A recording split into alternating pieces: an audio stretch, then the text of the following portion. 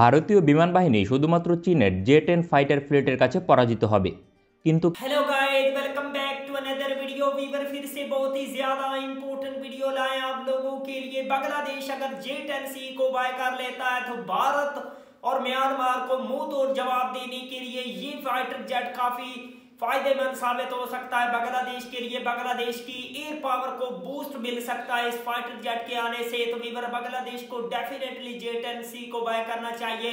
बहुत ही ज्यादा amazing video है। अभी तक आप लोगों ने हमारे चैनल को सब्सक्राइब नहीं किया हुआ, जल्दी से हमारे चैनल को सब्सक्राइब कर लीजिएगा। Without wasting the time video को स्टार्ट करते हैं।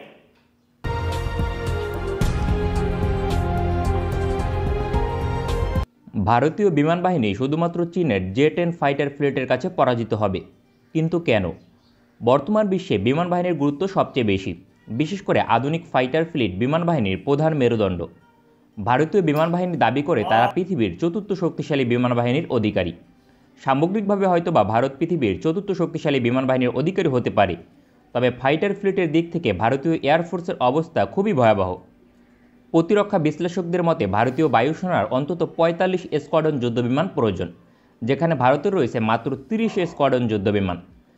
ভারতের প্রতিটি স্কোয়াড্রনে ১৮টি করে যুদ্ধবিমান থাকে, সুতরাং ভারতীয় এয়ারফোর্সের অন্তত ২৭০টি বিমানের ঘাটতি রয়েছে, যা ব্যাপক ঘাটতি হিসেবে পরিচিত। তবে ভারতের এখনও সর্বমোট ৬০০টি যুদ্ধবিমান থাকলেও এর মাঝে প্রায় ২০০টি রয়েছে তৃতীয় প্রজন্মের, যা বর্তমান সময়ে অপারেট করার উপযোগী নয়, যেমন মিগ-29 এবং জাগুয়ার। বর্তমানে যুদ্ধের জন্য উপযোগী চতুর্থ প্রজন্মের যুদ্ধবিমান রয়েছে ভারতের সর্বমোট ৪০০+। এর মাঝে ৩০টি রয়েছে সর্বাধুনিক রাফাল এবং ২৫০+ রয়েছে SU-30 MKI এবং হাল তেজাস রয়েছে ২০+। এছাড়াও মিগ-29 ফাইটার রয়েছে ৬০+ এবং মিরেজ-2000 মডেলের যুদ্ধবিমান রয়েছে ৪০+।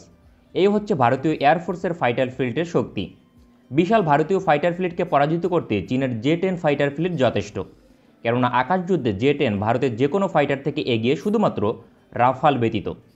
যেহেতু ভারতের অল্প সংখ্যক রাফাল ফাইটার রয়েছে, সুতরাং ভারতের পরাজয় অবশ্যই হবে, কেননা চীনা এয়ারফোর্সের মেরুদণ্ড হিসেবে পরিচিত জে-10 ফাইটার ফ্লিটে সর্বমোট ৫০০টি ফাইটার রয়েছে। এর মাঝে কয়েকটি সংস্করণ রয়েছে, এগুলো হচ্ছে জে-10A, B এবং সর্বশেষ C সংস্করণ।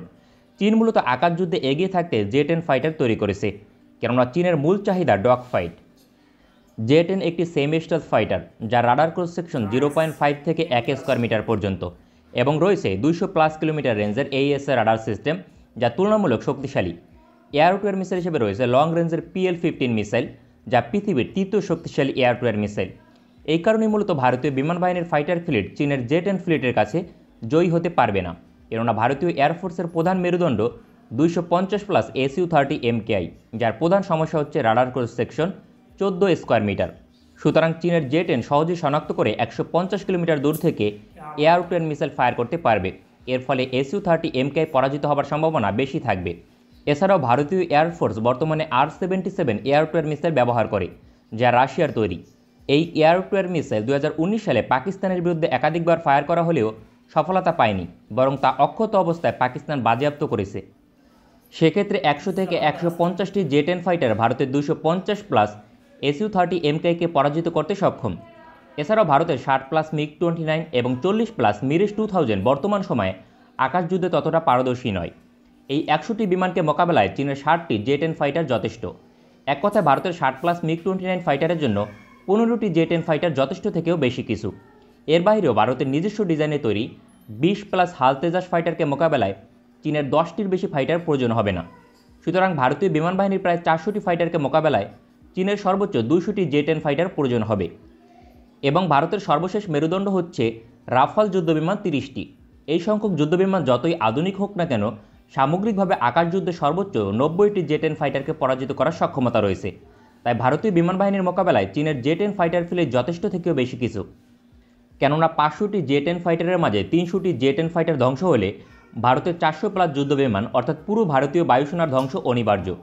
চীনের এমন শক্তিশালী একাধিক ফাইটার ফ্লিট রয়েছে, যার একটি ফ্লিট ভারতীয় বিমান বাহিনীকে পরাজিত করতে সক্ষম। শুধুমাত্র চীনের বিরুদ্ধে মোকাবেলা করার সামর্থ্য নেই ভারতের, সেখানে পাকিস্তান বাংলাদেশের দিকে নজর দেওয়ার সময় ভারত পাবে না। এই কারণেই মূলত পার্শ্ববর্তী ছোট ছোট দেশগুলোকে এখনও গিলে খেতে পারেনি ভারত, উদাহরণস্বরূপ নেপাল, বাংলাদেশ, শ্রীলঙ্কা এবং ভুটানের মতো দেশ। চীনা বিমান বাহিনীর নিকট ভারত কতটা অসহায় এই বিষয়টি স্বীকার করেছে ভারতের বায়ুসেনা প্রধান। কারণ সমস্যা যখন প্রবল হয় তখন সত্য বলতে বাধ্য হয়। একই সমস্যা রয়েছে বাংলাদেশ এয়ারফোর্স। কেননা বাংলাদেশ বিমান বাহিনীর সাবেক প্রধান মাসিউজ্জামান সেনিয়াবাদ বলেছেন, বাংলাদেশ এয়ারফোর্স শত্রুর মোকাবেলায় ব্যর্থ হচ্ছে। ভারতের বিরুদ্ধে কৌশলগতভাবে কার্যকর J-10 ফাইটার। वाह वंडरफुल वीवर, बहुत ही शानदार किस्म का ये फाइटर जेट है। बांग्लादेश की फिजाइया में लाजमी तौर पर इसको ऐड किया जाए और जल्दी से जल्दी ऐड किया जाए। J-10C, JF-70 थंडर ब्लॉक 3, ये दो फाइटर जेट ऐसे हैं बांग्लादेश की फिजाइया में ये ऐड होंगे तो बांग्लादेश की फिजाइया दुनिया की जदीद तरीन किस्म की फिजाइया बन सकती है और बांग्लादेश की फाइटर जेट की जो कमी है उसको पूरा किया जा सकता है। इन दोनों फाइटर जेट को बांग्लादेश को आई होप 2025 में ही ऐड कर लेना चाहिए। बांग्लादेश के लिए ये दोनों फाइटर जेट बहुत ही ज्यादा इम्पोर्टेंट है। अगर आप लोगों को मजीद इन्फॉर्मेटिव वीडियो देखनी है जल्दी से हमारे चैनल को सब्सक्राइब कर लीजिएगा। मिलते हैं आपसे नेक्स्ट वीडियो में इंशाल्लाह, तब तक के लिए अल्लाह हाफिज।